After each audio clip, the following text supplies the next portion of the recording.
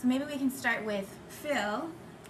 Phil, could you just give us a little background on who you are and where you come from? Sure. I was born and raised in Cincinnati.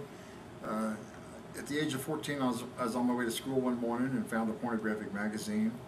And by the time I was 16 and had a driver's license, I found myself driving to downtown Cincinnati that had probably at least 40 to 50 sex businesses, strip bars and porn stores. And when I didn't have the money to buy pornography, I was stealing it. And ended up with a very serious problem. And it lasted for 25 years, destroyed a marriage.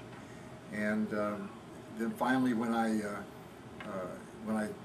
realized I had the problem and I realized I needed help and was able to deal with it, then that was 1980. Then in 1983, this organization, Citizens for Community Values, started, and they were combating the pornography problem in Cincinnati in the beginning. So I volunteered and got more and more and more involved, and by 1991 I became president and been president since then. And Phil, can I just ask, so you were still struggling a little bit with your addiction when you got involved with Citizens for Community Values?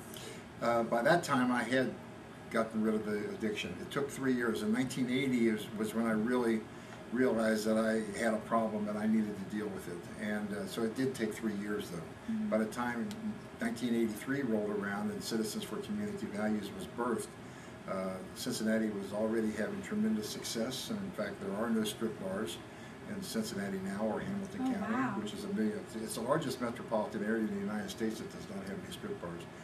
So, and they did prosecute and eliminated most of the pornography stores. There's no storefronts now, except Larry Flint just came back, and it's another story right there. He just opened up a store about a month ago, so we're dealing with him because in Ohio, we've even changed the laws in Ohio that pander and obscenity, even one videotape, one X-rated videotape in Ohio is a felony.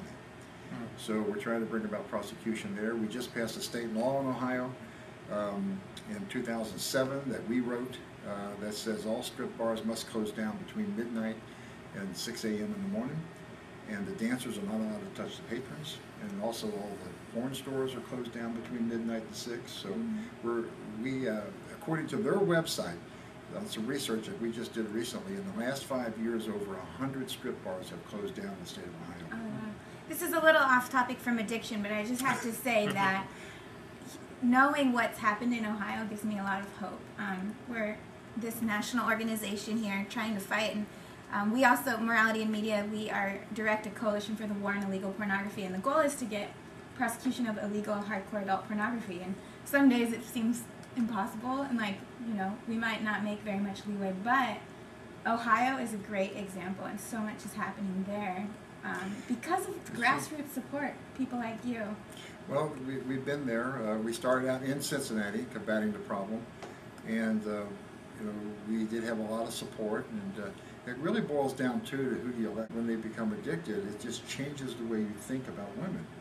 And I speak in universities as well as in UC recently, and I told the women, I had about 400 kids in the class, and I said, I got a message for you women. I said, if you're dating a guy and he's using pornography, you better run, because you're not going to be treated with respect. I think I'd really like to talk about that towards the end, just kind of dating and selecting who you want to be with and what that's like for the relationship.